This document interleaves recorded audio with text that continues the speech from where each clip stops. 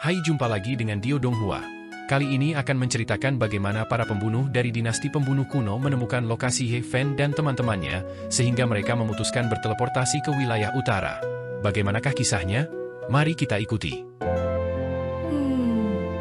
Jangan lupa like dan subscribe ya. Nanggung. Setelah berkultivasi dalam pengasingan selama 2 bulan, Ye Fen memperoleh banyak hal. Dia telah mengembangkan mantra Xing ke tingkat yang sangat tinggi. Dia bisa muncul dan menghilang seperti hantu, datang dan pergi tanpa jejak, dan berjalan melewati gua berbahaya seperti berjalan di tanah datar. Yang paling penting, dia telah menembus ke puncak alam rahasia 4 ekstrim tingkat ketiga, dan akan memasuki alam rahasia tingkat terakhir ini kapan saja. Kecakapan bertarungnya telah meningkat pesat. Setelah 2 jam penuh, Ye Fen akhirnya selamat dari kesengsaraan surgawi. Pegunungan primitif penuh lubang, dan abu berserakan di mana-mana. Banyak gunung di kejauhan yang pecah. Di kejauhan, gonggongan anjing terdengar, begitu pula makian Li Heishui. Ye kecil, kamu akhirnya selamat dari kesengsaraan. Kita semua tidak beruntung. Aku menderita total 57 sambaran petir. Li Heishui membuka mulutnya, dan percikan api keluar dari tenggorokannya. Sudah matang, benar-benar matang. Bocah, kamu harus memberi kompensasi padaku dengan sebatang obat yang saleh. Bau daging tercium dari tubuh anjing hitam besar itu, dan ada pedang patah yang tergantung di ekornya yang botak. Matanya menyemburkan api, dan percikan listrik berderak. Dia sudah lama berselisih dengan Li Heishui. Lihat kalian berdua, Ye Fen memarahi. Mereka tidak pergi. Sebaliknya, mereka terus berkultivasi dalam pengasingan, ingin meningkatkan diri lebih jauh. Ye Fen, khususnya, merasakan urgensi. Dinasti Dewa Pembunuh kuno membuatnya sulit merasa nyaman. Dalam beberapa bulan berikutnya, suara angin dan guntur terdengar dari waktu ke waktu di pegunungan ini. Kadang-kadang, gonggongan anjing juga terdengar. Mereka berkultivasi dalam pengasingan di sini, dan hanya Nan-Nan kecil yang riang. Dia mengejar kupu-kupu berwarna-warni dan memetik bunga liar di pegunungan. Dalam setengah tahun penuh, Ye Fen hampir menguasai berbagai teknik rahasia yang diturunkan oleh pengadilan surgawi. Meskipun dia tidak dapat mencapai tingkat puncak, dia telah mencapai batas yang dapat digunakan oleh seorang kultivator dari 4 ekstrim. Saya perlu memahami 4 ekstrim. Seperti yang diharapkan, pertempuran hidup dan mati adalah yang paling bermanfaat. Ye Fen menghela nafas dengan emosi. Dia telah menembus ke tingkat berikutnya setelah berkultivasi dalam pengasingan selama 2 bulan, namun dalam 4 bulan berikutnya, dia masih belum dapat melangkah ke tingkat terakhir dari 4 ekstrim. Alasan mengapa dia berhasil menerobos dalam 2 bulan itu sangat terkait dengan beberapa kali dia memahami Dao di masa lalu. Dalam pertempuran melawan Hua Yunfei di wilayah selatan, ketika dia melawan Bunga Mekar dengan satu pikiran, keturunan berdaulat, dia telah memahami Dao besar dan memperoleh manfaat besar. Di wilayah tengah, dia bertarung melawan Raja-Raja Wali kecil. Untuk 4 gaya pertama seni suci pembantaian iblis penghancur surga, dia telah memahami Dao di ambang kematian, dan baru pada saat itulah dia mampu menyelesaikan situasi putus asa. Terobosan dalam 2 bulan bisa dikatakan merupakan akumulasi dari budidaya sebelumnya. Akumulasi kekuatannya telah meledak, dan dia berhasil dalam sekejap. Tidak ada stagnasi. Saya perlu memahami Dao terus-menerus. Kecepatan kultivasi He Fen sudah sangat cepat, dan bahkan anjing hitam besar dan Li Heishui merasa dia sangat aneh. Namun, dia sama sekali tidak puas. Setengah bulan kemudian, Ye Fen tiba-tiba membuka matanya. Dia merasakan aura yang tidak biasa. Ia meninggalkan bayangan di gua kuno, dan muncul di pegunungan yang dipenuhi bunga. Dia mengulurkan tangannya ke dalam kehampaan, dan meraih sosok hitam. Ini adalah seorang pria muda dengan ekspresi gelap dan dingin. Namun, pada saat ini, dia memasang ekspresi terkejut. Para pembunuh di dunia manusia telah menemukan jalannya ke sini. Li Heishui terkejut. Ini buruk. Mereka pasti menggunakan ramalan surgawi rahasia surgawi untuk menyimpulkan lokasi kita. Anjing hitam besar itu berlari keluar, ekspresi wajahnya serius. Ye Fen tidak mengatakan apa-apa. Dia meletakkan tangannya di atas kepalanya, dan hendak mengekstraksi ingatan akal surgawinya. Namun, saat tangannya mendekati kepala pemuda itu, kepala pemuda ini hancur. Energi mengerikan menyelimuti daging dan darahnya, dan menyerbu ke arah Ye Fen. Bahkan kehampaan dihantam oleh daging dan darah ini, dan orang bisa membayangkan kekuatan macam apa yang dikandungnya. Itu pasti mampu menghancurkan tubuh dan jiwa musuh. Namun, tangan emas besar Ye Fen bergetar, dan semua daging serta energinya berubah menjadi debu. Semuanya hancur. Tahap puncak dari tingkat ketiga dari 4 ekstrim fisik surgawi sungguh menakutkan. Li Heishui terkejut. Tidak baik. Ye Fen terkejut, dan dia merasakan sesuatu dengan tajam. Dia menggunakan Line Secret Art dan berubah menjadi gumpalan asap, menghilang dalam sekejap mata. Hampir dalam sekejap, dia sampai di lembah di belakang gunung. Dia kebetulan melihat seorang wanita berjalan menuju Nan kecil, dengan senyuman sedingin es di wajahnya. "Kakak, siapa kamu? Jangan datang, aku takut." Nan kecil berbicara dengan takut-takut, dan terus mundur. "Kakak akan mengirimmu ke istana kuno di neraka." Seluruh tubuh wanita berpakaian hitam itu sedingin es dan mati, membawa serta aura kematian. Ye Fen terbang di udara, kecepatannya sangat cepat. Ketika wanita berpakaian hitam menemukannya, matanya sedingin es. Pedang surgawi yang berlumuran darah muncul di tangannya, dan dia menebas ke arah kepala Nan kecil. Dentang! Namun, yang tidak dia duga adalah kecepatan Ye Fen melebihi imajinasinya. Dia pindah belakangan, tapi tiba lebih dulu. Dia memblokir di depan Nan kecil, dan tangan emasnya yang besar menebas bilah pedang. Tangan Ye Fen tidak terluka, tetapi pedang suci yang berlumuran darah itu langsung berubah menjadi debu, jatuh ke tanah. Esensi Gold telah ditempa ribuan kali dan dicetak dengan kekuatan regulasi, tetapi masih tidak dapat memblokir serangan dari tubuh fisik Ye Fen, dan langsung berubah menjadi debu.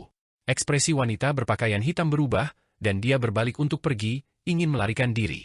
Namun, kekuatan Ye Fen telah meningkat pesat sekarang.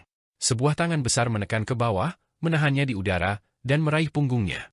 Orang aneh, dia bahkan dapat menekan seorang pembunuh tingkat 4 dinasti surgawi dengan mengangkat tangannya. Bahkan anjing hitam besar pun berseru kaget. Ye Fen ingin mencoba mengekstraksi ingatan dalam kesadaran surgawi, tetapi wanita yang ditemukannya juga pingsan. Dia tidak bisa mengendalikan dirinya sama sekali. Ada kekuatan terlarang yang ditetapkan oleh elit tertinggi di antara alisnya. Bagaimana orang-orang di dunia manusia dan neraka menemukan tempat ini? Li Heishui terkejut. Mereka mahir dalam ramalan, dan jika mereka meminta beberapa kakek tua untuk melakukan ramalan, mereka dapat menemukan lokasi musuh.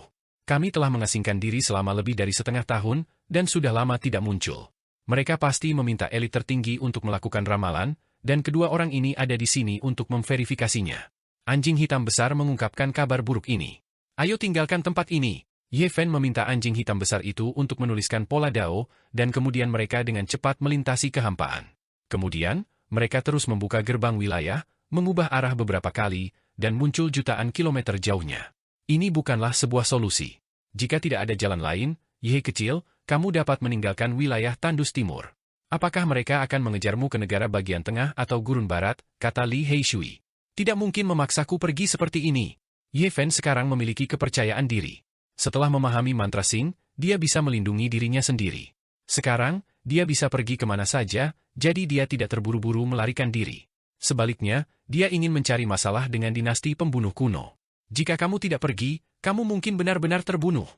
Li Heishui mengingatkan, dan berkata, dua dinasti pembunuh kuno mengeluarkan perintah harus membunuhmu pada saat yang sama, dan sekarang mereka telah meminta elit tertinggi untuk melakukan ramalan di lokasimu. Ini adalah bencana besar, dan ini sangat buruk. Sulit untuk dihindari. Pasti fosil hidup di istana kuno yang melakukan ramalan di lokasimu. Jika kamu tidak pergi, semua benihnya akan keluar, dan mereka akan memperlakukanmu sebagai mangsa untuk melatih diri mereka sendiri. Kaisar Hitam juga memperingatkan.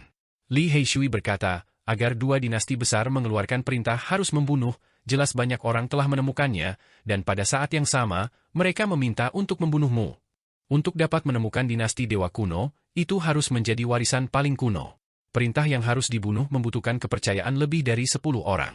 Ye Fen tersenyum ketika mengatakan ini, dan berkata, berapa banyak warisan kuno yang ada di wilayah Tandus Timur? Pasti ada orang-orang dari Tanah Suci yang terlibat, dan kemudian ada beberapa sekte tertinggi. Li Heishui mengangguk. Kalau begitu, jangan salahkan aku karena tidak sopan. Senyuman Ye Fen menjadi lebih cemerlang, dan dia berkata, Kaisar Hitam, kamu harusnya tahu cara menghubungi dinasti pembunuh kuno, kan? Bocah, apa yang ingin kamu lakukan? Kamu mau mati? Itu tidak benar. Lihatlah betapa jahatnya senyummu, kamu pasti sedang merencanakan sesuatu yang tidak baik. Jangan menyeretku ke dalam hal ini. Anjing hitam besar itu memamerkan giginya. Itu tidak ada hubungannya denganmu. Aku berencana memberikan sumber kepada dua dinasti besar, Ye Fen berkata sambil tersenyum. Kamu, apa sebenarnya yang ingin kamu lakukan? Anjing hitam besar dan Li Heishui sama-sama curiga. Sekarang, aku akan memberimu kesempatan untuk menyakiti orang. Putra suci mana yang menurutmu tidak enak dipandang? Katakan padaku, dan aku akan meminta dua dinasti besar untuk membunuh mereka. Kata Ye Fen sambil tersenyum dingin. Kamu gila. Li Heishui dan anjing hitam besar itu sama-sama terkejut. Untuk bisa meminta dinasti pembunuh kuno keluar, itu pasti warisan kuno itu. Aku akan menyeret mereka ke dalam ini juga. Kamu ingin dinasti pembunuh kuno memulai perang dengan Tanah Suci? Kamu ingin membuat kekacauan di dunia. Kelopak mata anjing hitam besar itu bergerak-gerak. Li Heishui juga menghirup udara dingin, dan berkata, ini adalah tindakan yang kejam. Jika dinasti pembunuh kuno berani menerima tugas tersebut, putra suci itu pasti akan mendapat masalah besar, dan itu akan menyebabkan kekacauan yang tak berkesudahan. Jika mereka tidak menerima komisi tersebut, Ye Fen akan menemukan cara untuk mengumumkannya kepada dunia, dan menghancurkan legenda tak terkalahkan dari dua dinasti pembunuh kuno yang besar. Bagaimana dengan ini? Pada awalnya, biarkan mereka masing-masing membunuh putra suci. Saya pikir mereka pasti akan menerima komisi tersebut, dan kemudian kita dapat melakukannya perlahan-lahan. Jika tidak berhasil, saya akan menggunakan tongkat tertinggi pengadilan surgawi untuk membantu mereka. Senyuman dingin muncul di wajah Ye Fen. Itu terlalu kejam. Ye kecil, kamu akan menyebabkan kekacauan besar di hutan belantara timur, kata Li Heishui, tapi kemudian dia tertawa keras. Ini benar-benar ide yang tidak bermoral, anjing hitam besar itu juga mulai terkekeh. Ye Fen memutuskan untuk melakukan tindakan kejam. Tidak peduli apakah itu warisan kuno atau dua dinasti dewa pembunuh kuno, dia siap untuk menyeret mereka semua bersamanya. Nah, kamu benar-benar tidak baik. Bagaimana kamu bisa memikirkan ide tidak bermoral seperti itu? Itu akan menimbulkan kekacauan besar. Anjing hitam besar itu terkekeh. Apa yang tidak bermoral? Ini sebuah skema, oke? Aku hanya berusaha melindungi diriku sendiri, Ye Fen mengoreksinya. Bukankah itu sama saja? Menipu orang berarti menipu orang. Jangan membuatnya terdengar terlalu benar. Mata besar anjing hitam besar itu berbinar. Anjing sialan ini pasti sedang merencanakan sesuatu yang tidak baik. Li Heishui melihat ekspresinya dan tahu bahwa dia sedang merencanakan sesuatu yang tidak baik. Sial, apa aku seburuk itu? Saya hanya ingin tahu apakah saya bisa mendapatkan kitab suci kuno. Anjing hitam besar itu memamerkan giginya. Kakak, apa yang sedang kalian lakukan? Nanan kecil mengangkat kepalanya dan dengan ringan menarik sudut pakaian Ye Fen. Wajah kecilnya dipenuhi kebingungan, tapi matanya yang besar sangat polos dan murni. Ahem, anjing hitam besar itu terbatuk, dan berkata, jangan mengajari anak-anak hal-hal buruk. Mereka hampir melupakan Nanan kecil. Mereka merasa tidak bisa terlalu blak-blakan. Lebih baik gadis kecil yang lugu itu mengurangi kontak dengan beberapa hal. Kami sedang memikirkan cara menyingkirkan orang-orang jahat. Ye Fen tersenyum dan menepuk kepalanya. Oh, Nanan kecil mengedipkan matanya yang besar dan mengangguk dengan serius. Saint Cliff terletak di bagian paling utara dari wilayah tengah, dan sudah terhubung dengan wilayah utara. Meskipun mereka telah melakukan perjalanan jutaan mil, mereka masih berada di wilayah ini karena wilayah tandus timur terlalu besar. Ada barisan pegunungan yang tak ada habisnya di sini. Ye Fen berjalan dengan hati-hati, dan ekspresi terkejut muncul di matanya. Pegunungan paling utara di wilayah tengah juga menghasilkan pegunungan sumber. Itu pasti pegunungan sumber. Meski jumlahnya tidak sebanyak di wilayah utara, aku masih bisa menemukannya. Ye Fen dan yang lainnya tidak terburu-buru untuk pergi. Sebaliknya, mereka berkeliaran di sekitar pegunungan tak berujung sambil bercocok tanam. Jika mereka dapat menemukan tambang sumber surgawi, itu akan sangat bermanfaat. Sekarang, tingkat teknik sumber Ye Fen sangat tinggi. Sangat sedikit orang yang bisa menandinginya. Setelah setengah bulan, mereka berkeliaran di sekitar pegunungan tak berujung, dan memang menemukan urat naga kecil. Itu sumbernya. Kami telah menggali inti pembuluh darah naga. Itu sebenarnya sumber dewa. Beberapa keping energi asal melayang di kehampaan, pancaran cahaya surgawi mengalir ke langit, tidak pernah tenggelam. Mereka mempesona dan mempesona, menerangi seluruh tambang kuno bawah tanah dengan terang. Meskipun itu bukan harta karun surgawi yang besar dan hanya seukuran kepalan tangan, jika dijumlahkan, harta itu bernilai 300.000 kilogram energi asal murni. Ini sudah sangat mengejutkan. Kultivator lain manapun akan menjadi liar karena gembira. Esensi dalam jumlah besar dapat dianggap sebagai harta karun. Namun, Ye Fen telah melihat lebih dari 5 juta kilogram esensi sebelumnya. Tentu saja, dia tidak akan senang karenanya. Apakah menurutmu dinasti dewa pembunuh kuno akan menerima penggunaan sumber-sumber ini untuk membeli nyawa seorang suci? Ye Fen bertanya. Sial, ini adalah sumber surgawi langka yang bernilai 300.000 kilogram kekuatan sumber murni. Mengapa kamu tidak memberikan semuanya kepadaku saja? Aku akan membantumu membunuh putra suci. Anjing hitam besar itu meneteskan air liur. Dia tergoda melihat harta karun seperti itu. Anjing serakah ini, gumam Li Heishui. Bagaimana dengan 600.000 kilogram origin energy? Ye Fen bertanya lagi. Jika dinasti surgawi pembunuh kuno benar-benar ingin bangkit kembali, mereka pasti akan menerima kesepakatan ini dan membunuh putra suci untuk membangun kekuatan mereka. Terlebih lagi, dengan begitu banyak sumber energi, siapa yang tidak akan tergoda, kata anjing hitam besar itu. Ye Fen tidak ingin membunuh semua putra suci sekaligus. Ini terlalu jelas, dan dinasti surgawi pembunuh kuno mungkin tidak akan menerimanya. Yao Guang Suci. Dia melontarkan 4 kata ini. Dia adalah perwakilan dari semua putra suci, dan dia hampir tak terkalahkan di generasi muda hutan belantara timur. Jika dia terbunuh, pasti akan menimbulkan keributan besar. Orang suci Yao Guang, begitu dia dibunuh oleh dinasti surgawi pembunuh kuno, akan terjadi kekacauan yang tak berkesudahan. Orang ini sangat kuat. Bahkan jika dia bukan yang terkuat di antara rekan-rekannya, dia dekat dengannya. Mungkin akan sangat sulit untuk membunuhnya, tapi dia juga bisa membuat pusing para pembunuh benih dewa pembunuh kuno. Dinasti Li Heishui dan anjing hitam besar itu sangat terkejut, tapi mereka juga sangat setuju. Ini jelas merupakan kandidat terbaik. Orang suci Yao Guang sungguh tak terduga. Dia belum pernah bertarung sampai mati dengan siapapun sebelumnya, jadi tidak ada yang tahu kartu asnya. Namun, Ye Fen selalu merasa dirinya sangat berbahaya. 2 hari kemudian, Ye Fen berangkat sendirian untuk mencari dinasti surgawi pembunuh kuno. Dia menyeberang ke wilayah tengah. Dia mengunjungi beberapa tanah kuno, tetapi menemukan bahwa tanah tersebut telah lama ditinggalkan dan ditumbuhi rumput liar. Dia tidak bisa menghubungi siapapun sama sekali. Sekalipun ada situs kuno, mereka akan hancur total. Setengah bulan kemudian, dia mendekati kota kuno Qingming. Menurut Kaisar Hitam, ada sebuah desa kuno di dekatnya yang merupakan titik kontak penting. Kota kuno Qingming memiliki sejarah yang panjang, dan merupakan salah satu dari 10 kota kuno besar di wilayah tengah. Tentu saja, ada banyak legenda tentang hal itu.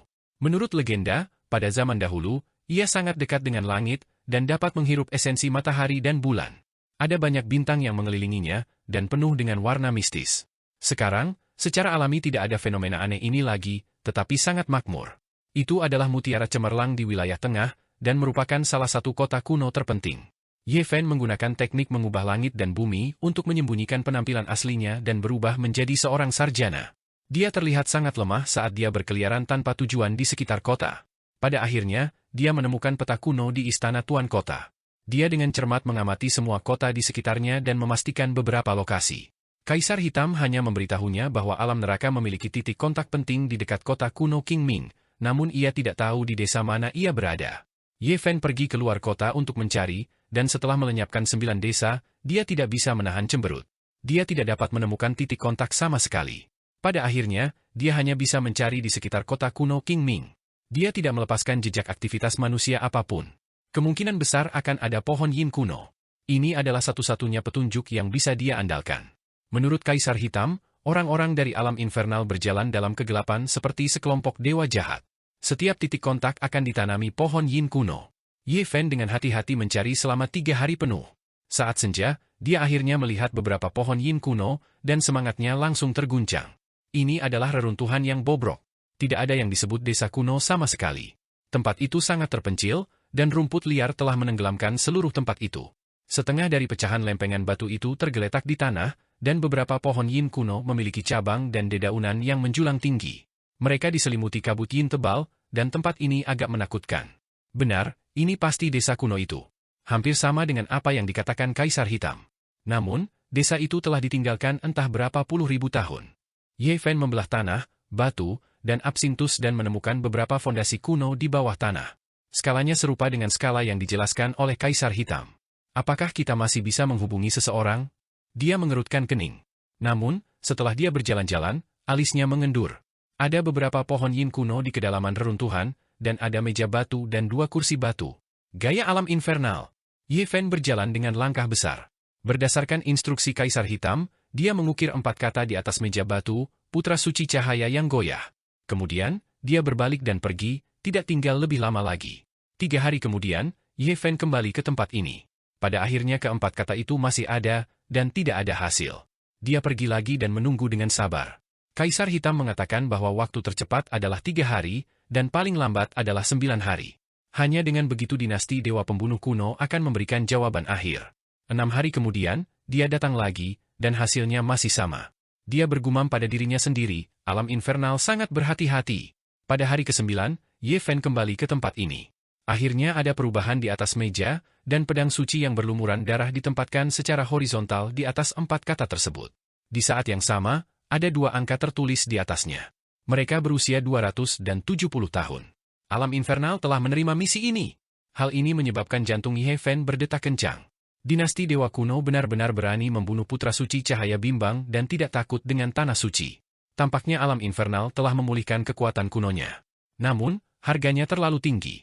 Membunuh putra suci cahaya bimbang sebenarnya membutuhkan 1 juta kilogram asal murni, dan dia harus membayar 700.000 kilogram di muka. Mahal sekali, Ye Fen agak bingung. Ini adalah harga yang keterlaluan. Dia mengira 1 juta kilogram asal sudah cukup. Namun, setelah memikirkannya, Ye Fen merasa lega. Implikasi dari membunuh putra suci cahaya bimbang terlalu besar, karena dia adalah penguasa masa depan cahaya bimbang. Selain dinasti Dewa Pembunuh kuno, tidak ada kekuatan lain yang berani memprovokasi warisan abadi semacam ini. Ye Fen meninggalkan beberapa blok sumber dewa seukuran kepalan tangan di atas meja batu. Cahaya surgawi sangat menyilaukan, menyebabkan reruntuhan desa kuno berkilau dan tembus cahaya. Asalnya bernilai 700.000 kilogram. Dinasti Dewa Pembunuh kuno benar-benar tahu cara mendapatkan asal-usul. Dia menghela nafas dalam hati. Kelompok pembunuh berdarah dingin ini mungkin lebih kaya daripada guru Tao Yuan. Ye Fen tidak tinggal diam. Dia berbalik dan pergi, menghilang ke hutan belantara. Tidak lama kemudian, blok sumber dewa di atas meja batu menghilang tanpa suara. Setengah bulan kemudian, berita mengejutkan datang. Putra suci cahaya bimbang, yang sedang berlatih di luar, melakukan pembunuhan besar-besaran di bawah sinar bulan dan membunuh 13 sosok misterius secara berurutan. Pada malam itu, semua orang di wilayah itu mendengar suara gemuruh mirip tsunami. Pegunungan tersebut hancur total dan rata dengan tanah. Begitu berita ini keluar, langsung menimbulkan keributan. Putra suci cahaya bimbang benar-benar menjadi gila. Dia membunuh begitu banyak musuh kuat dalam satu malam. Apa yang sebenarnya terjadi? Setelah itu, seseorang pergi untuk menyelidiki secara detail dan menemukan bahwa ke-13 sosok tersebut telah dimusnahkan seluruhnya. Bahkan tidak ada satupun tulang yang tersisa. Pegunungan itu dihancurkan secara paksa oleh seseorang. Hanya tersisa beberapa lusin gunung rusak. Adegan itu sangat menakutkan. Seolah-olah bencana besar menimpa mereka. Setiap orang yang melihat pemandangan ini sangat terkejut. Mereka bahkan tidak perlu berpikir untuk mengetahui musuh kuat seperti apa yang dihadapi oleh putra suci cahaya bimbang. Bahkan pegunungan telah direduksi menjadi seperti itu. Kekuatan sosok misterius itu membuat orang gemetar. Tidak diragukan lagi, orang-orang itu telah memasang jebakan pembunuhan. Kecakapan pertempuran yang kuat semacam itu sudah cukup untuk membunuh beberapa putra suci kelas atas. Namun, mereka masih meremehkan putra suci cahaya yang bimbang. Dia telah membunuh semua orang sendirian. Tidak ada satupun yang selamat, tidak ada yang melihat pertempuran itu, tetapi mereka memahami kebenaran yang sangat menakutkan melalui petunjuknya. Putra suci cahaya yang bimbang bahkan lebih menakutkan dari yang mereka bayangkan. Ketika Ye Fen menerima berita ini, dia mengusap dagunya dan terdiam untuk waktu yang lama. Putra suci cahaya yang bimbang ini sungguh tak terduga. Ini adalah pertama kalinya dia menunjukkan kehebatan bertarungnya. Dia tertawa. Orang-orang dari alam infernal telah bergerak, tetapi mereka telah kehilangan 13 ahli. Tidak mungkin mereka berhenti di sini. Yang terjadi selanjutnya akan menjadi pertunjukan yang luar biasa. Ye Fen sedang mempertimbangkan bahwa jika dunia manusia juga terlibat, dia mungkin bisa menyeret putra suci lain yang mencurigakan ke dalam air dan membuat tanah air timur sedikit lebih kacau. Namun pada hari ini, sebuah kabar mengejutkan datang dari wilayah utara. Itu terkait dengan Raja Surgawi yang tak tertandingi. Wilayah utara yang sudah lama sunyi terguncang pada hari ini. Putri kecil keluarga Jiang, Jiang Tingting, telah kembali ke klan. Seseorang harus tahu bahwa dia telah dibawa pergi oleh Raja Surgawi yang tak tertandingi di masa lalu. Tidak ada yang tahu kemana mereka pergi. Mereka tidak dapat menemukan informasi sama sekali. Setelah Ye Fen memetik buah surgawi keabadian, dia selalu mencarinya, tetapi tidak ada kabar sama sekali. Orang-orang dari keluarga Jiang tidak tahu sama sekali. Dan sekarang, Tingting kecil, yang sudah lama menghilang, benar-benar muncul. Hal ini mempengaruhi saraf semua orang. Mungkin kehidupan atau kematian Raja Surgawi yang tak tertandingi akan terungkap. Banyak orang bergegas ke wilayah utara untuk mencari tahu kebenarannya. Ye Fen juga bersemangat. Ia merasa sudah waktunya membayar utang budi. Putri kecil klan Jiang kembali ke klan, dan misteri kehidupan dan kematian Raja Surgawi tertinggi menjadi fokus diskusi. Semua orang menebak-nebak, dan setiap kekuatan besar memperhatikan. Semuanya terjadi begitu tiba-tiba. Setelah Ye Fen menerima berita itu, dia dengan cepat melakukan perjalanan melalui kehampaan, dan segera bertemu dengan Kaisar Hitam dan yang lainnya di pegunungan tandus di utara. Saya juga harus kembali ke wilayah utara. Saya harus memberitahu keberadaan Tuan Tua Tu Fei agar dia tidak khawatir. Mendengar bahwa Ye Fen akan pergi ke wilayah utara, Li Heishui langsung setuju. Bisa dibilang begitu, tapi kamu tidak boleh membuat rumor. Itu tidak ada hubungannya denganku. Dia kabur sendiri, kata anjing hitam besar itu, bertentangan dengan hati nuraninya. Anjing sialan, kamu benar-benar berani mengatakan itu. Li Heishui sangat marah, dan berkata, jangan pergi ke wilayah utara dalam hidup ini. Jika tidak, kamu akan dikuliti hidup-hidup. Apakah kamu pikir aku takut? Ketika saya mendominasi dunia, entah di mana nenek moyang makhluk-makhluk tua itu sedang minum susu, kata anjing hitam besar itu dengan keras kepala. Kakak, apakah wilayah utara jauh? Nan kecil bertanya. Ya, itu ribuan gunung dan sungai. Manusia tidak dapat mencapainya meskipun mereka berjalan selama 100 masa kehidupan. Namun, jika kita melakukan perjalanan melalui kehampaan, itu hanya akan memakan waktu singkat, jawab Ye Fen. Anjing hitam besar itu mulai mengukir pola formasi. Targetnya adalah wilayah utara. Dapat dikatakan bahwa ini adalah teleportasi jarak ultra jauh lainnya, dan tidak ada kesalahan. Ketika Ye Fen melihat bahwa dia akan mengukir pola formasi di papan catur, dia langsung terdiam. Pertama kali, dia kehilangan Pang Bo, dan kedua kalinya, dia mengirim Tu Fei ke dataran utara. Dia tidak pernah akurat sekalipun. Aku lebih suka berjalan kembali dengan kedua kakiku daripada menggunakan pola formasimu. Li Heishui ketakutan, takut dia akan dikirim ke gurun barat secara tidak sengaja. Kamu benar-benar bodoh. Ini adalah sudut pola formasi Kaisar Agung kuno. Orang biasa tidak beruntung menikmatinya. Anjing hitam besar itu sangat tidak puas. Kamu harus menikmatinya sendiri. Kami akan memikirkan cara untuk bepergian sendiri. Ye Fen juga menolak dengan tegas. Pola formasi seperti ini pasti tidak bisa disentuh. Bahkan Nan kecil mundur ketakutan, seolah-olah dia sedang menghindari setan atau hantu. Dia menjauhkan diri dari anjing hitam besar itu, mencondongkan tubuh ke dekat Ye Fen, dan meraih salah satu sudut kemejanya. Perilaku mereka bertiga menyebabkan anjing hitam besar itu merasa sangat terluka, dan dia berkata, kamu tidak akan pernah memahami hati para elit. Pola formasi yang perkasa seperti itu sebenarnya tidak dihargai oleh siapapun. Pada akhirnya, anjing hitam besar itu dengan patuh menuliskan pola formasi lain yang dia kenal. Skala pola formasi ini sangat luas, dan perlu beberapa hari untuk menyelesaikannya. Begitu rune selesai, Ye Fen mengingatkan, kali ini, kita tidak boleh menyimpang beberapa juta mil lagi. Jika kita secara tidak sengaja jatuh ke dalam tambang kuno asal, kita akan tamat. Jangan khawatir, tidak mungkin kita akan mendarat di dekat tanah terlarang permulaan mutlak. Tujuan kita ada di dekat Gunung Ungu di wilayah utara, kata anjing hitam besar itu dengan sangat yakin. Suara mendesing. Dengan kilatan cahaya, mereka menghilang dari tempatnya dan memasuki kegelapan abadi. Dalam kehampaan ini, mereka tidak dapat merasakan aliran waktu. Segalanya begitu sunyi. Rasanya hanya sesaat, tapi juga terasa seperti 1 abad telah berlalu. Cahaya muncul kembali, dan mereka keluar dari kehampaan. Sejauh mata memandang, itu adalah hamparan yang sunyi. Ada tanah merah di mana-mana, dan tidak ada akhir yang terlihat. Di wilayah ini, tanahnya penuh dengan tambang kuno, satu demi satu, dan sangat dalam sehingga dasarnya tidak terlihat. Itu seperti banyak jurang maut. Di mana kita? Kenapa aku merasa ada yang tidak beres? Li Heishui curiga. Kenapa menyimpang lagi? Anjing hitam besar itu bergumam dengan suara rendah. Ketika Ye Fen mendengar ini, dia ingin memukulnya. Dia tidak akurat sekalipun. Dalam kondisi terbaiknya, dia telah menyimpang sejauh 1,5 juta mil. Ini bukan domain awal mutlak terlarang, kan? Kenapa aku merasakan aura unik yang membuat jantung berdebar-debar? Li Heishui ketakutan. Itu benar-benar aura dari Absolute Beginning Domain. Ekspresi Ye Fen berubah. Sebagai Grandmaster Teknik Genesis, dia secara alami dengan cepat merasakan kekuatan iblis semacam itu. Anjing sialan ini telah mengacaukan kita lagi. Li Heishui hampir menjadi gila. Kecelakaan, hanya kecelakaan kecil. Anjing hitam besar itu terbatuk-batuk, dan menolak mengakuinya apapun yang terjadi. Itu tidak berada dalam domain awal mutlak terlarang. Ye Fen membuat penilaian ini karena dia melihat orang-orang terbang. Mereka semua mengenakan pakaian ungu, dan mereka jelas bukan makhluk purba. Siapa kalian? Mengapa kalian menyusup ke tambang rumah ungu milikku? Apa yang kalian inginkan? Sekelompok orang dengan cepat mengepung mereka. Itu Ye Fen dan anjing jahat itu. Ekspresi salah satu orang berubah saat dia mengenali mereka di tempat. Ye Fen telah terdiam selama lebih dari setengah tahun, tetapi dunia luar tidak melupakannya.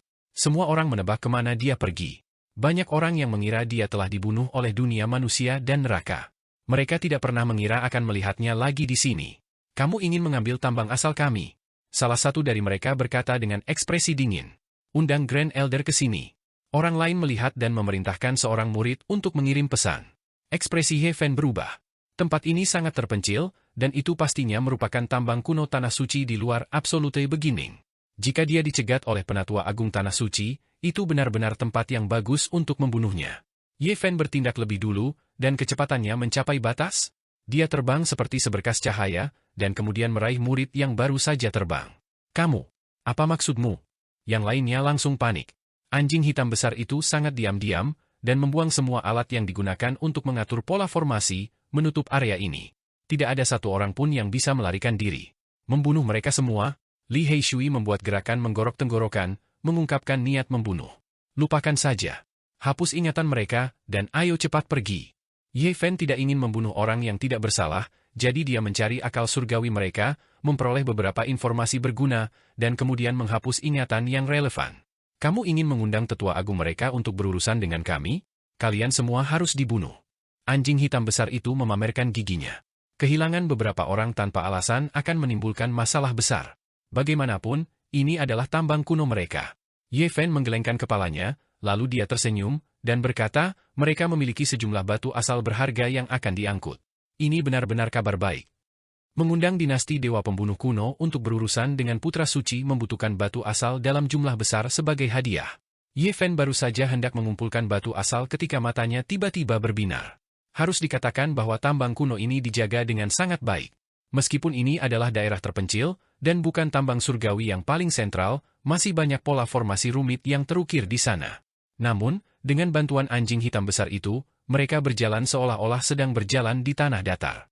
Kenyataannya, Ye Fen sendiri juga bisa melewati lebih dari separuh area ini karena dia telah mengembangkan seni rahasia gerakan hingga tingkat tertentu. Batu asal itu seperti gunung. Mereka menyelinap ke area terlarang, dan mengamati secara diam-diam dalam kegelapan. Batu asal yang tak ada habisnya di depan mereka membentuk sebuah gunung kecil. Bukan batu asal ini kumpulan harta langka lainnya. Jumlahnya tidak banyak. Ye Fen menatap perbendaharaan asal di dekatnya. Dia bisa merasakan aura absolute beginning yang kuat. Anjing hitam besar itu mengeluarkan platform giok yang sangat besar. Mereka tidak bisa tinggal lama di sini. Mereka harus pergi setelah menjarah, atau mereka pasti akan dibunuh. Mereka bisa menyelinap saat ini karena mereka secara tidak sengaja masuk melalui kehampaan, dan karena pencapaian pola Dao anjing hitam besar itu jarang terjadi. Dia telah mengatasi semua bahaya di sepanjang jalan dan berhasil masuk. Perbendaharaan asal ini tidak mudah untuk dibuka. Saya pikir kita sebaiknya mengambilnya dan membawanya melalui kehampaan, anjing hitam besar itu menyarankan dengan penuh semangat. Terdengar suara keras, dan cahaya terang bersinar. Mereka akan membawa perbendaharaan asal melalui kehampaan. Para murid dari Sekte Istana Ungu benar-benar tercengang. Mereka belum pernah melihat bandit sombong seperti itu. Mereka bahkan telah mengambil perbendaharaan asal. Bahkan 13 bandit besar belum begitu teliti. Tidak bagus, ada bandit yang datang untuk menjarah. Aktifkan semua pola formasi dan hentikan mereka melewati kehampaan. Sekte Istana Ungu berada dalam kekacauan. Namun, tambang kuno ini sangat terpencil, dan sangat jauh dari kediaman Tetua Agung. Para elit tidak bisa segera datang. Sial, bandit jahat manakah ini? Dia bahkan mengambil perbendaharaan asal. Aku belum pernah melihat orang seperti itu. Para penggarap Sekte Istana Ungu mengutuk. Namun, semuanya sudah terlambat. Ye Fen dan yang lainnya sudah berada ratusan ribu kilometer jauhnya, jauh dari tambang kuno Tanah Suci. Ye Fen dan yang lainnya menghabiskan waktu lama untuk membuka perbendaharaan asal ini. Ini adalah harta penting sekte tersebut, tetapi sekarang telah hancur berkeping-keping. Di perbendaharaan asal, ada lebih dari 10 batu asal, yang semuanya memiliki aura awal mutlak yang kuat. Jelas sekali bahwa itu adalah batu asal yang sangat berharga. Ye Fen tidak menunjukkan belas kasihan. Dia segera menghancurkan batu asal. Setelah selusin batu asal dihancurkan, 7 atau 8 di antaranya bersinar terang. Sumber surgawi. Mereka menggali tambang surgawi dan mungkin sudah dapat menebaknya, jadi mereka menyegelnya. Mereka tidak pernah berpikir bahwa itu akan bermanfaat bagi kita. Li Heishui sangat bersemangat. Setelah dibersihkan, nilai batu sumber surgawi yang dijumlahkan setara dengan 2.300.000 kg sumber surgawi murni. Ini bisa dianggap sebagai perbendaharaan surgawi yang besar. Kita bisa membunuh orang suci lainnya. Ye Fen tertawa. Aku yakin orang suci rumah ungu telah melakukan ini padamu, kata anjing hitam besar itu. Ye Fen mengangguk. Mereka telah menganalisis sebelumnya. Di antara semua orang suci Istana Ungu adalah orang yang paling mungkin meminta dunia manusia untuk menyerang. Menggunakan batu asal Tanah Suci untuk menyewa dinasti Dewa Pembunuh kuno untuk membunuh mereka bukanlah ide yang buruk. Li Heishui tertawa keras. Dunia manusia dan neraka telah bertahan selama bertahun-tahun. Kekuatan mereka pasti sangat menakutkan. Mereka bahkan berani memprovokasi para suci. Ini berarti mereka mempunyai dukungan yang sangat menakutkan, anjing hitam besar itu mengingatkan. Pada hari itu, Ye Fen dan yang lainnya melintasi kehampaan dan memasuki kota dewa. Mereka tidak ingin memasuki keluarga Jiang dengan gegabah, jadi mereka bersiap meminta Li Heishui menghubungi bandit ke-13, Jiang Yi, dan menemukan ting-ting kecil melalui dia. Oke, aku akan mencari Jiang jahat dan meminta kakeknya keluar. Li Heishui pergi. Dia melangkah ke kota dewa lagi. Semuanya terasa aneh namun familiar. Terlalu banyak hal yang terjadi di sini. Perang perjudian batu, mematahkan kutukan, melawan kesengsaraan surgawi. Sebelum dia menyadarinya, lebih dari 1 tahun telah berlalu. Saat dia muncul bersama seekor anjing hitam besar dan seorang gadis kecil, hal itu langsung menimbulkan keributan. Tubuh suci kuno tidak mati. Dia telah kembali. Sangat disayangkan bahwa karakter masa depan yang dapat bersaing dengan Kaisar Agung kuno mengalami nasib yang tragis. Dia memutuskan tingkat kultivasinya sendiri. Sayang sekali. Tingkat kultivasinya mungkin tidak lumpuh. Sangat mungkin dia mengeluarkan asap. Ada banyak rumor di dunia luar sekarang. Bukankah dunia manusia dan neraka mengeluarkan perintah pembunuhan? Sudah lebih dari setengah tahun, tapi dia masih hidup dan sehat. Ini sungguh mengejutkan. Ada banyak orang di kota dewa yang mengenalnya. Ye Fen dulunya terlalu terkenal di sini, dan mustahil baginya untuk tidak menarik perhatian. Ini juga pertama kalinya dia muncul di hadapan dunia setelah terdiam selama lebih dari setengah tahun. Ini menandakan bahwa tubuh suci kuno telah kembali. Banyak orang mendiskusikan hal ini. Sekelompok besar orang mengelilinginya. Mereka sangat antusias dan mata mereka sangat berapi-api. Adik Ihe, apakah kamu di sini untuk berjudi batu? Mengapa kakak Ihe berjudi batu sekarang? Siapa yang berani bersaing dengannya? Dia pasti ada di sini untuk berpartisipasi dalam pertemuan besar kolam giok. Ini akan segera dimulai. Saudara Gu Feng, saya mendengar bahwa Anda membunuh putra suci dan putri suci dari sekte tertinggi di negara bagian tengah. Apakah ini benar? Masih ada orang yang tidak bisa mengubah cara mereka memanggilnya, dan memanggilnya dengan nama samaran. Kamu bahkan mengalahkan Hua Yunfei, pewaris Ruthless. Ini sungguh mengejutkan. Apakah kamu akan memutuskan tingkat kultivasimu sendiri sekarang? Sudah jelas bahwa adik Ihe ada di sini untuk mengunjungi Raja Surgawi tertinggi. Antusiasme orang-orang ini membuat Ye Fen merasa sedikit kewalahan, namun ia memperoleh banyak informasi berguna dari mereka. Pertemuan besar kolam Jade sebenarnya akan segera dimulai. Dia tidak menyangka hal itu akan ditunda sampai sekarang. Dia memang ingin pergi dan melihatnya. Malam tiba. Ye Fen menepuk kepala Nanan kecil, dan menyerahkannya ke anjing hitam besar untuk dirawat. Lalu, dia menghilang di malam hari. Dia menggunakan mantra Sing, dan seperti gumpalan asap, dia melesat melintasi langit malam yang berair dan tiba di biara Miaoyu. Danau di atas tanah terlihat jernih, dan memancarkan cahaya lembut di malam yang gelap. Ada jutaan bintang di langit, dan mereka bersinar cemerlang, membuat istana batu giok yang melayang di udara tampak lebih seperti dunia lain. Musiknya merdu, dan suara sitar enak didengar. Tempat ini damai, dan suara tawa terdengar dari waktu ke waktu. Biara Miaoyu sangat populer, dan merupakan salah satu dari 3 tempat romantis terbaik di kota dewa. Setiap kultivator yang dapat masuk dan keluar dari tempat ini memiliki tingkat ketenaran tertentu, dan orang biasa tidak dapat masuk. Ketika Ye Fen tiba di tempat ini, suasana hatinya tidak terlalu tenang. Dia datang menemui An Miaoyi bukan hanya karena dia seharusnya bertemu dengannya, tetapi juga karena dia ingin memverifikasi beberapa hal. Apakah pewaris Ruthless ada hubungannya dengan wanita ini? Di masa lalu, An Miaoyi pernah memperingatkannya untuk tidak pergi ke dojo Ruthless untuk memperjuangkan harta suci. Jelas sekali dia tahu apa yang akan terjadi. Setelah itu, Ye Fen berangkat ke wilayah selatan. Tak lama kemudian, tersiar kabar bahwa hampir seluruh anggota generasi muda telah meninggal, dan hampir semuanya hampir mati di dojo Ruthless. Apakah dia ada hubungannya dengan Hua Yunfei? Ye Fen tidak tahu. Dia melangkah ke biara Miaoyu, dan meminta seseorang untuk melaporkan kepadanya bahwa dia ingin melihat wanita tercantik di hutan belantara timur. Ye Fen tiba di luar istana An Miaoyi, tapi tidak masuk. Semua pelayan mengenalnya, dan tahu bahwa dia memiliki hubungan dekat dengan calon kepala biara. Di luar istana, Ye Fen mendengar suara pria yang sangat dingin, berkata, jadi tubuh suci kuno itu yang datang. Dia pikir dia siapa? Biarkan dia kembali. Saya di sini, dan tidak ada tempat baginya untuk duduk. Tidak lama kemudian, seorang pelayan keluar dan mengundang Ye Fen masuk. Dia tersenyum dan berjalan masuk dengan langkah besar, ingin melihat orang seperti apa yang telah datang. Istana itu masih diselimuti cahaya bulan yang kabur, dan bagian dalamnya samar-samar terlihat seperti istana surgawi. Ye Fen melangkah ke istana yang familiar ini dan melihat sekilas An Miaoyi. Dia tak tertandingi seperti sebelumnya, seperti peri bulan yang turun ke dunia fana. Seorang Miaoyi berdiri, ramping dan anggun, dan berjalan dengan anggun. Dia memiliki kulit es dan tulang batu giok, dan kecantikannya tak tertandingi. Kulitnya berkilau dan putih seperti gading. Senyuman mempesona terlihat di wajahnya, dan gigi putih mutiaranya berkilauan. Bibir merahnya cerah, dan matanya bagaikan air musim gugur yang jernih. Penampilannya yang sempurna tanpa celah. Salam, Peri An. Ye Fen tersenyum. Seorang Miaoyi mengundangnya untuk duduk. Ye Fen melirik dua lainnya, dan dia mengenal salah satu dari mereka. Itu adalah Raja Muda dari Dataran Tengah, Wang Chongxiao, yang saat ini sedang mempelajarinya. Orang lain masih sangat muda, dan dia memiliki penampilan yang heroik, tapi dia agak sombong. Dia melirik ke arah Ye Fen dan berkata, kami memiliki kesepakatan dengan Pri An. Apa yang kamu lakukan di sini? Tidak ada tempat bagimu untuk duduk. An Miaoyi menggelengkan kepalanya sambil tersenyum lembut dan menuangkan teh untuk Ye Fen. Setelahnya, ia berusaha melicinkan keadaan, seolah tak ingin suasana menjadi terlalu mencekam. Dia adalah, Ye Fen bertanya.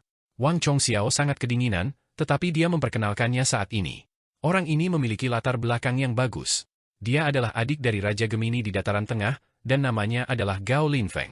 Raja Gemini dari Dataran Tengah? Dua raja tua yang dibunuh oleh God King tertinggi, Ye Fen bingung. Wang Chongxiao tampak sangat ketakutan saat mendengar itu.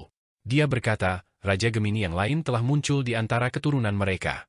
Gao Linfeng berkata dengan dingin, aku dengar kamu menjadi lumpuh lagi, namun kamu masih berani berjalan. Kamu sungguh berani. Apakah kamu tidak takut dibunuh? Nenek moyangnya telah dibunuh oleh God King tertinggi, dan dia mendengar bahwa God King telah memberikan bantuan besar kepada Ye Fen, jadi dia sangat memusuhi dia. Anda terlalu khawatir. Ye Fen tersenyum tipis. Wajah Gao Linfeng langsung menjadi gelap. Dia berkata, Elder Wang, tolong undang dia keluar. Saya tidak ingin melihat orang cacat di sini. Kamu benar-benar bicara besar.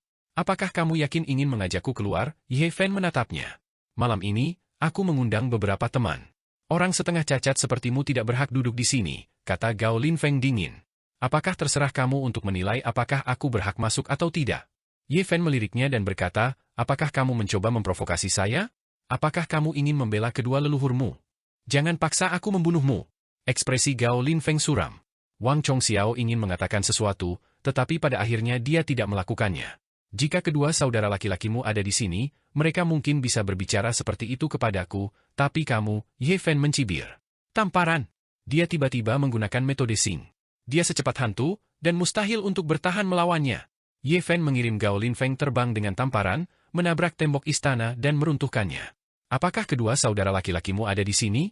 Jika ya, kenapa kamu tidak mengundang mereka untuk minum teh bersamaku? Sedangkan untukmu, menjauhlah sejauh yang kamu bisa. Gao Linfeng ditampar wajahnya oleh Ye Fen dan terlempar sejauh lebih dari 10 meter, menabrak dinding biara Miaoyu. Darah mengalir dari mulut dan hidungnya. Dia gemetar karena marah dan hampir pingsan di tempat. Sebagai keturunan dari keluarga kuno yang abadi, kapan dia pernah menderita kerugian sebesar itu? Dia tiba-tiba bergegas, seluruh tubuhnya bersinar dengan cahaya biru, menembak ke arah Ye Fen seperti kilat. Seluruh tubuhnya dikelilingi oleh cahaya biru, seperti naga banjir yang keluar dari air. Seberkas cahaya biru keluar dari mulutnya dan menebas ke depan. Ye Fen mencibir dan berdiri tak bergerak di lapangan. Saat cahaya biru itu mendekat, dia menghancurkannya dengan tangan emasnya. Kemudian, dia membalikan tangannya dan menekannya. Tangan kanannya menekan seperti monumen emas surgawi, meremukan tulang Gao Linfeng. Lutut Gao Linfeng lemas dan dia hampir berlutut di tanah. Dia memuntahkan seteguk besar darah dan terbang mundur, membuat lubang berbentuk manusia di dinding istana. Paru-parunya hampir meledak. Saat dia membuka mulut untuk mengatakan sesuatu, dia memuntahkan seteguk besar darah. Dia baru saja mengatakan bahwa Ye Fen setengah cacat dan tidak memenuhi syarat untuk duduk di sini, tetapi pada akhirnya, dia dipukuli hingga dia tidak bisa melawan. Kamu! Alis Gao Linfeng berkerut dan matanya berkilat tajam. Dia ingin berteriak, tapi setelah mengucapkan kata, kamu, dia menelan sisa kata-katanya. Tangan emas besar Ye Fen seperti batu kilangan, hancur. Bisa dikatakan sedang menutupi wajahnya, dengan paksa memasukkan kembali kata-katanya ke dalam mulutnya. Kamu, beraninya kamu. Gao Linfeng dikirim terbang. Dia mengucapkan 3 kata ini sambil batuk darah. Dia terbakar amarah dan mengatupkan giginya begitu keras hingga hampir patah. Kecepatan Ye Fen terlalu cepat. Dia menyusulnya, seluruh tubuhnya terbakar api emas. Dalam sekejap, dia sudah berada di depan Gao Linfeng dan memberinya tamparan emas lagi. Dapat dikatakan bahwa dia seperti sambaran petir emas, mengejar Gao Linfeng yang telah dikirim terbang.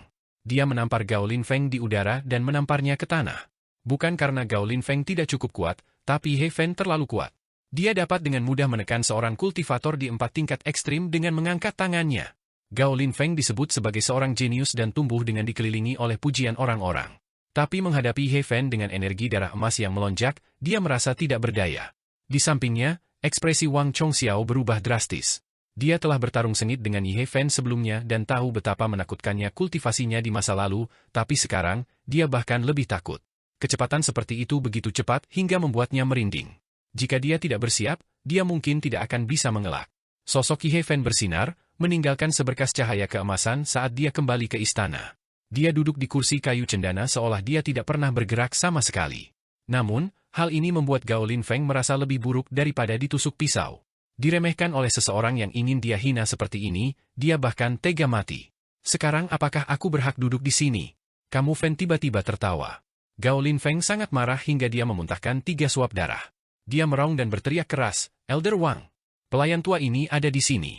Di kejauhan, suara seperti burung hantu merespons dan mendekat dengan cepat. Dengan kilatan cahaya, orang ini sudah muncul di istana sebelum dia selesai berbicara. Melihat Gao Lin Feng mengeluarkan darah dari sudut mulutnya dan pakaiannya diwarnai merah, ekspresinya langsung berubah. "Tuan muda, ada apa?" Orang tua ini sangat gemuk, tapi gerakannya seperti kilat saat dia dengan cepat membantunya berdiri. "Elder Wang, bunuh dia untukku." Ekspresi Gao Lin Feng dingin dan tanpa emosi. Setelah berdiri, dia langsung ingin membunuh Ye Fen. An Miaoyi berjalan dengan anggun seperti peri tertiup angin, aromanya melayang di udara. Dia seperti peri dan seperti batu giok, kulitnya berkilau dan tembus cahaya, rambutnya yang indah berkilau, dan wajahnya sempurna. Dia dengan anggun melangkah maju untuk menjadi penengah. "Peri An, mundurlah. Semua ini tidak ada hubungannya denganmu." Ekspresi Gao Lin Feng dingin, matanya dipenuhi niat membunuh saat dia menatap tajam ke arah Ye Fen. "Biara Miaoyu tidak pernah mengizinkan orang berperang di istana," kata An Miaoyi ringan. "Ada pengecualian untuk semuanya. Hari ini, saya mengundang beberapa teman ke sini. Dia tidak punya hak, dan saya tidak ingin dia duduk di sini." Ekspresi Gao Lin Feng dingin. Pelayan tua berjubah abu-abu itu pindah. Dia terlihat sangat gemuk, tapi sangat lincah. Dia bergerak seperti kilat, dan dengan dingin berkata, "Kamu adalah tubuh suci kuno itu?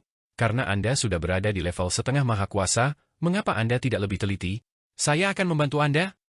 Dia merentangkan 5 jari di tangan kanannya, dan menembakkan 5 pelangi surgawi yang menembus kehampaan. Kekuatan daunnya melonjak seperti tsunami, dan hendak menekan Ye Fen. Ye Fen berdiri. Tinju emasnya seperti terik matahari, dan menghantam dengan ganas. Satu pukulan untuk menembus 10.000 tentara. Seberapa kuat tubuh fisiknya? Bisa dikatakan itu sangat kuat.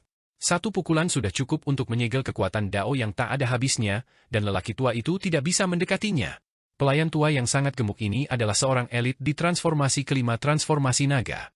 Kekuatan Daonya seperti laut, tumbuh dan berkembang biak tanpa henti. Tangan kirinya menekan kekosongan. Dia mencetak sebuah gulungan kuno yang terletak secara horizontal di kehampaan. Gumpalan kabut mengalir keluar, dan dengan cepat menyelimuti ke bawah, ingin menyegel Ye Fen di bawahnya. Ye Fen terbang seperti kilatan cahaya. Dia tidak menggunakan kekuatan Daonya sendiri, dan sepenuhnya bertarung dengan kecepatan dan tubuh fisiknya. Wang Chongxiao telah mengamati dengan cermat selama ini, ingin memastikan apakah dia telah merusak tingkat kultivasinya sendiri. Ketika dia melihat pemandangan ini, dia tercengang, dan tidak bisa mengambil keputusan. Orang tua ini akan membantumu menjadi manusia fana. Para elit di transformasi kelima transformasi naga memiliki keyakinan mutlak. Dia memang sangat menakutkan. Dia bisa menghasilkan gulungan kuno di kehampaan, dan itu bisa menyegel langit dan mengintimidasi bumi. Namun, Ye Fen saat ini telah lama menembus puncak tingkat ketiga dari 4 ekstremitas, dan melampaui pemahaman umum dunia. Kecakapan bertarungnya telah meningkat dengan selisih yang besar, dan itu cukup baginya untuk melawan. Ye Fen kembali seperti bayangan samar. Dia tidak menggunakan kekuatan Dao apapun. Dia mengangkat tangannya dan menyerang, menggunakan kecepatan ekstrim formula garis dan kekuatan fisik yang tak tertandingi untuk menyerang. Pelayan tua yang sangat gemuk ini menyerang dengan gulungan kuno itu. Dia juga tahu betapa menakutkannya tubuh suci kuno, dan dia tidak berani bertarung dalam pertarungan jarak dekat. Dia menggunakan kekuatan Daonya untuk menekannya. Namun, kecepatan Ye Fen lebih cepat dari yang dia bayangkan. Dalam sekejap, dia menghindari gulungan kuno itu, berputar di sekelilingnya, dan dengan cepat menyerang. Energi darah emas di sekitar tubuh Ye Fen sangat menindas. Dia melontarkan pukulan demi pukulan dengan cara yang sangat berirama. Setiap pukulan mengandung kekuatan naga barbar, dan itu menyebabkan kekosongan terus-menerus runtuh. Ini adalah gelombang kekuatan yang menakjubkan. Dia tidak menggunakan kekuatan Daonya sendiri, dan dia hanya menggunakan tubuh fisiknya untuk meruntuhkan ruang. Energi darah emas di sekujur tubuhnya berkembang pesat, dan dia seperti tungku dewa. Si kecil ini cukup sulit untuk dihadapi. Pelayan tua berpakaian abu-abu itu tercengang. Ye Fen seperti putra terang dan kegelapan. Dia berkedip-kedip tanpa batas, tetapi kecepatannya sangat cepat sehingga sangat mengerikan. Dia mengitari tetua berpakaian abu-abu dan menyerang tanpa henti, semakin dekat. Muncul. Gulungan kuno itu hampir tidak mampu menghentikannya. Dia telah menggunakan tubuh fisiknya yang murni untuk menerobos kekuatan Dao yang meluap. Dia terus mendekat, dan seperti naga biadab, dia menyerang. Pelayan tua di sampingnya sangat khawatir. Dia ahli dalam transformasi kelima transformasi naga, namun itu sangat berat. Pihak lain mampu mengancamnya hanya dengan tubuh fisik dan kecepatannya. Kamu ingin menghentikan kultivasiku dan menjadikanku manusia fana. Bisakah kamu benar-benar melakukan itu? Kecepatan Ye Fen menjadi semakin cepat, dan dia dengan cepat mendekatkan jarak. Tinju dan telapak tangannya berkedip-kedip dengan cahaya keemasan. Tidak ada yang tidak bisa dia hancurkan. Dia terus-menerus menghantam sisi tua gemuk, dan ritmenya menjadi semakin menakutkan. Akhirnya, Ye Fen dengan paksa menekan, dan kekosongan yang dia pukul runtuh ke segala arah. Dia bergegas mendekat, dan telapak tangannya berwarna emas murni saat itu hancur seperti segel yang membalikkan langit. Pelayan tua berpakaian abu-abu mengaktifkan gulungan kuno dan memblokir di depannya selebar rambut. Namun, gulungan itu hancur berkeping-keping oleh segel emas besar, dan gulungan itu menghilang dalam sekejap. Peng! Telapak tangan Ye Fen teracung, tapi hanya melewati bahunya, dan suara patah tulang terdengar. Pelayan tua berpakaian abu-abu itu memuntahkan seteguk darah saat dia terbang secara horizontal. Ye Fen pindah kemudian, tetapi tiba lebih dulu, dan menghalangi jalan pelayan tua berpakaian abu-abu itu. Jari emasnya bergetar kuat, dan dengan suara peng, dia menghempaskan pelayan tua itu ke tanah. Kamu, ekspresi lelaki tua berpakaian abu-abu itu berubah drastis. Dia berkata bahwa dia ingin membantu Ye Fen sepenuhnya memutuskan kultivasinya dan menjadi manusia fana, tetapi dia tidak pernah berpikir bahwa pihak lain malah akan melumpuhkannya. Wajah Gao Linfeng seputih salju, dan dia terus-menerus mundur. Ekspresinya sangat jelek ketika dia berkata, kamu tidak memutuskan milikmu sendiri. Ye Fen menghilang dengan satu langkah, dan seperti hantu, dia sangat cepat. Saat itu juga, jari emas menekan dahinya. Seluruh rambut di tubuh Gao Linfeng berdiri, dan keringat dingin membasahi pakaiannya. Daging dari tubuh dewa melampaui senjata dewa, dan apapun bisa dipatahkan. Bukan karena dia tidak ingin menghindar, tapi dia tidak bisa menghindar. Saat ini, kedua kakinya lemah, dan dia hampir tidak bisa berdiri karena merasakan ancaman kematian. Ye Fen mengerahkan sedikit kekuatan, dan sinar keemasan memancar dari jarinya. Gao Linfeng langsung lemas di tanah, dan dengan suara gemetar, dia berkata, jangan bunuh aku. Saudara Ye, biarkan saja dia pergi, Wang Chongxiao berbicara. Di masa lalu, dia sangat mendominasi dan sombong, tapi hari ini, dia agak rendah hati. Jika memungkinkan untuk melepaskan orang, kita harus mengampuni mereka. Sebuah suara yang jelas terdengar dari luar istana. Seorang pria berpakaian putih, tanpa setitik debu pun, menginjak bulan saat dia masuk. Ye Fen dengan ringan mendorong dengan jarinya, dan Gao Linfeng sangat terkejut hingga dia hampir berteriak keras. Dia terjatuh dengan kepala lebih dulu ke tanah, dan seluruh tubuhnya basah oleh keringat. Dia sangat malu. Pihak lain tidak mengambil nyawanya, tetapi tindakan biasa-biasa saja menyebabkan dia kehilangan ketenangannya. Ini adalah jenis penghinaan, dan dia ingin mengaum dengan keras, tapi dia hanya bisa menahannya dengan paksa. Kamu adalah Su Zixuan. Ekspresi Wang Chongxiao membeku, seolah dia tidak menyangka orang ini akan datang ke sini. Su Zixuan dari benua tengah. Orang yang datang itu lembut dan tampan, dan ekspresinya damai. Dia melangkah ke istana, dan mengangguk kepada semua orang sambil tersenyum. Raja Yuhua Su Zixuan dari benua tengah? Mata indah Miao Yi bersinar dengan cahaya aneh, dan dia menunjukkan ekspresi terkejut. Salam, Peri An. Su Zixuan tersenyum dan mengangguk. Dari ekspresi Wang Chongxiao dan An Miao Yi, Ye Fen secara alami dapat menyimpulkan bahwa orang ini memiliki latar belakang yang mengesankan. Kalau tidak, mereka pasti tidak akan memiliki ekspresi seperti itu. Naik ke surga, melepaskan tubuh fana dan mengubah tulang. Ini adalah fisik langka di dunia, dan mungkin tidak muncul sekali dalam puluhan ribu tahun. Dikatakan tak tertandingi, dan dikenal sebagai Raja Yuhua. Fisik seperti ini sangat menakutkan, dan memiliki kelebihan yang tidak bisa dibandingkan dengan raja lain. Dalam proses budidayanya, ia seperti kepompong dewa yang bertransformasi, keluar dari kepompong dan menjadi kupu-kupu. Setiap kali seseorang menerobos ke alam misteri besar, mereka akan mampu membuka harta surgawi di dalam tubuh mereka. Potensi mereka tidak terbatas, dan mereka bisa berubah menjadi abadi. Di benua tengah, mereka dikenal sebagai raja yang tak tertandingi. Saudara Ye benar-benar menakjubkan. Tanpa menggunakan kekuatan Dao, kamu menekan elit di transformasi kelima transformasi naga hanya dengan tubuh dan kecepatanmu. Kamu hampir tak terkalahkan di kalangan generasi muda, kata Su Zixuan sambil tersenyum. Saya telah memutuskan kultivasi saya sendiri, dan saya benar-benar tidak dapat menggunakan kekuatan Dao. Saya tidak punya pilihan. Ye Fen menggelengkan kepalanya, tampak sangat menyesal. Di sampingnya, Wang Chongxiao dipenuhi dengan keraguan yang tak ada habisnya. Dia menyaksikan pertempuran tadi, Tapi dia benar-benar tidak melihat Ye Fen menggunakan kekuatan surgawi. Shu Zixuan mengulurkan tangan dan menembakkan beberapa bulu dewa, menyembuhkan luka Gao Linfeng di tempat. Dia berkata, "Saudara Ye, bagaimana kalau membiarkan dia pergi? Dia tidak sabar dan terburu, jadi kata-katanya pasti terlalu kasar." "Tidak masalah, aku tidak akan berdebat dengannya." Ye Fen tersenyum dan mengangguk. "Aku tidak menyangka bahwa Raja Yuhua yang terkenal akan datang ke kota surgawi di wilayah utara." Sebuah tawa keras terdengar, dan Pangeran Xia Yiming, melangkah masuk. "Aku datang ke pertemuan kolam giok di wilayah utara, dan melewati kota surgawi. Sungguh suatu kehormatan bisa bertemu dengan kalian semua," kata Su Zixuan. "Jelas sekali, tamu terhormat yang ingin diundang Gao Linfeng adalah Wang Chongxiao, Xia Yiming, dan Su Zixuan. Saat ini, mereka semua telah tiba. Saudaraku Ye, senang sekali kamu kembali dengan selamat." Xia Yiming berjalan sambil tersenyum lebar. "Saya terlalu beruntung. Meskipun hidup saya terselamatkan, saya harus memutuskan kultivasi saya. Tidak ada yang bisa saya lakukan dalam hidup." Ye Fen menghela nafas. Mereka sedikit terdiam, tidak tahu harus berkata apa.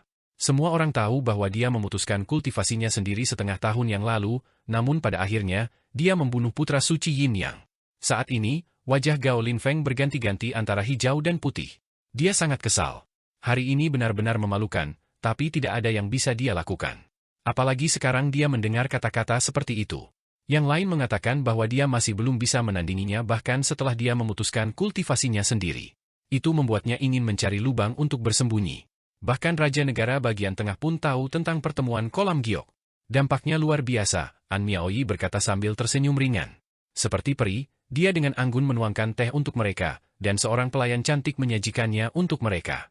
"Kami pergi berlatih dan tentu saja tidak ingin melewatkan pertemuan seperti itu," jawab Su Zixuan. Dia tampan dan damai, memberikan perasaan yang sangat istimewa kepada orang lain. Ye Fen tahu bahwa orang ini pasti sangat kuat. Dia memikirkan beberapa rumor. Dia memiliki dunia rahasia dan harta surgawi. Dia kemungkinan besar adalah sosok yang hampir tak terkalahkan di generasi muda negara bagian tengah. Dia merasakan tekanan yang tidak berbentuk. Tiba-tiba, sinar cahaya melonjak seperti air pasang, dan seseorang diam-diam muncul di istana. Cahaya keemasannya menyala-nyala, seolah-olah ada matahari yang terik. "Kakak, kamu di sini?"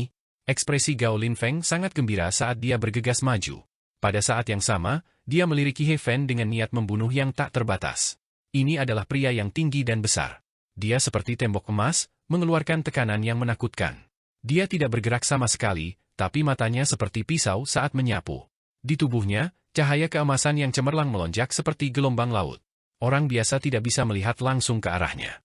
Dia mempesona seperti dewa, membuat orang lain merasa malu dengan inferioritas mereka. Rambut hitam tebalnya diwarnai keemasan oleh cahaya surgawi. Wajahnya setajam pisau. Matanya memancarkan kilat ke segala arah, membuatnya tampak sangat kuat. "Saudaraku Gao, aku tidak menyangka kamu akan datang secepat ini." Su Zixuan tersenyum. Sun Saffron dari generasi muda negara bagian tengah telah tiba secara pribadi. Ekspresinya dingin, seperti anak dewa dalam cahaya yang terik. Dia mengangguk. Tubuhnya yang tinggi seperti gunung saat dia berjalan maju selangkah demi selangkah. Matanya yang seperti pisau menatap Ye Fen sepanjang waktu. Niat membunuh yang tak berbentuk merembes keluar dari tubuhnya. Nama-nama Raja Gemini di negara bagian tengah mengguncang dunia. Mereka memiliki fisik yang paling menakutkan, dan setelah 4.000 tahun, mereka muncul kembali. Dikabarkan bahwa ketika Raja Gemini bergabung, mereka tidak akan ada bandingannya di bawah langit. Mereka adalah kombinasi yang paling menakutkan dan dapat melanda generasi yang sama. Tidak ada orang yang bisa menandingi mereka. Itu karena masing-masing dari mereka sebanding dengan Raja Surgawi Tanah Air Timur. Mereka memiliki garis keturunan paling menakutkan di dunia, dan yang terpenting adalah mereka saling melengkapi. Begitu mereka bekerja sama, mereka tidak dapat dihentikan. Sejak zaman kuno, mungkin hanya Raja Surgawi yang membunuh Raja Gemini saja. Belum pernah ada orang yang bisa membunuh mereka sebelumnya. Namun, Raja Surgawi tidak bertarung sendirian. Keduanya bekerja sama dan membunuh mereka dengan jarak 4.000 tahun. Jika Raja Gemini digabungkan, tidak ada seorang pun di generasi yang sama yang bisa menandingi mereka. Apakah kamu penguasa matahari? Jika kamu ingin bertarung, datanglah. Apa menurutmu aku takut padamu? Ye Fen berkata dengan tenang. Dia sama sekali tidak takut pada pihak lain. Penguasa matahari bermandikan cahaya surgawi keemasan bagaikan dewa perang abadi yang terlahir kembali dari kobaran api. Dia tinggi dan agung dengan aura yang menindas. Dia tidak mengatakan apa-apa dan terus menatapnya. "Kakak, bunuh dia!" Gao Linfeng mengertakkan gigi. Matanya dipenuhi kebencian. Dia ingin segera membalas dendam. Tentu saja, Ye Fen tahu dari mana niat membunuh mereka berasal. God King tertinggi telah membunuh dua leluhur mereka, jadi mereka menaruh semua kebencian mereka padanya. Itu karena semua orang tahu bahwa Raja Surgawi hampir menyerahkan nyawanya untuk membantunya mematahkan kutukan. Di mata banyak orang, dia telah dibesarkan oleh Raja Surgawi dengan nyawanya. Itu hanya kesalahpahaman. Tidak perlu membuat keributan besar dan merusak keharmonisan. Pangeran Great Xia naik untuk menjadi penengah. Saat tubuh suci kuno sudah matang, ia bisa bersaing dengan Kaisar Agung. Raja-raja Gemini tak terkalahkan di dunia saat mereka digabungkan. Mereka berdua adalah jenius masa depan yang tiada taranya. Tidak perlu memperebutkan masalah sekecil itu. Raja Yuhua juga memberi nasihat. An Miaoi juga turun tangan untuk menjadi penengah. Matanya memabukkan dan kata-katanya seperti angin musim semi. Ini menenangkan hati orang-orang dan meredakan suasana tegang. Penguasa matahari berada di wilayah utara dan memiliki banyak pantangan. Dia juga tidak ingin bertengkar dengan Ye Fen saat ini. Dia mendengus dingin dan menatap Ye Fen. Dia tidak mengatakan apapun lagi. Aku akan membiarkanmu hidup beberapa hari lagi. Mata Gao Lin Feng dipenuhi kebencian. Orang-orang yang hadir mengerutkan kening. Bahkan penguasa matahari mau tidak mau meliriknya. Ia merasa adiknya ini sudah terbiasa sombong dan tidak berarti apa-apa. Sudah lama sekali sejak seseorang berbicara kepadaku seperti ini. Sekalipun kakak laki-lakimu adalah Raja Gemini, itu masih belum cukup. Aku masih harus mendisiplinkanmu. Ye Fen menyerang. Seluruh tubuh penguasa matahari terbakar oleh api surgawi. Dia bereaksi cepat untuk menghentikan Ye Fen, tapi dia meremehkan kecepatan lawannya. Tangan kanan Ye Fen berubah menjadi jejak emas yang membalikkan langit. Ini menampar Gao Lin Feng di tempat. Tulangnya patah dan tendonnya patah. Dia hampir berubah menjadi pasta daging. Lain kali, jaga mulutmu. Ah! Tulang Gao Lin Feng patah. Dia tidak bisa menahan tangis kesakitan. Kamu, matahari besar muncul di belakang Sun Saffron. 9 burung gagak emas terbang dan berputar di atas kepalanya. Aura mengerikan meletus seperti banjir besar, menyebabkan seluruh istana surgawi bergetar. Banyak orang yang terkejut, dan banyak kultivator melihat ke arah ini. Aura penguasa matahari menembus pelangi bagaikan sungai bintang yang gemerlap. Dia mengangkat tangannya dan menyerang ke arah Ye Fen. Memberi pelajaran pada adiknya di hadapannya sama saja dengan memukulnya. Ye Fen sepertinya berjalan di antara matahari dan bulan, seolah-olah dia sedang melewati waktu. Dia menghindar dengan kecepatan ekstrim dan melambaikan tangan emasnya, itu menghancurkan ruang hampa dan menghantam ke depan, menggunakan tubuh fisiknya yang tak tertandingi untuk bertarung. Melihat keduanya hendak bertarung, Raja Yuhua dan Pangeran Agung Xia menyerang. Bulu dewa yang tak terhitung jumlahnya memenuhi langit dan 9 aliran energi drakonik menembus langit, memisahkan keduanya. Kali ini memang kesalahan Lin Feng. Jangan bertarung sampai mati karena ini. Raja Yuhua Su Zixuan berbicara. Raja Yuhua, jangan hentikan aku. Aku sudah cukup bertoleransi, tapi dia masih berani menyerang. Dia pantas mati. Niat membunuh penguasa matahari melonjak dan ekspresinya sedingin es. Saya masih memiliki 9 kesempatan untuk kembali ke alam rahasia 4 ekstrim untuk melawan orang suci. Jika Anda memaksa saya untuk membunuh Anda, maka datanglah kepada saya. Ye Fen menghadapinya. An Miaoi memainkan lagu surgawi. Suara sitarnya nyaring, bagaikan mata air jernih yang mengalir di antara pepohonan pinus di bawah sinar bulan malam, membuat orang merasa damai. Semuanya, tolong hentikan. Tidak ada seorang pun yang berani memperlakukan biara Miyayuku sebagai medan perang. Suaranya seperti suara alam, tapi juga membawa sedikit keagungan.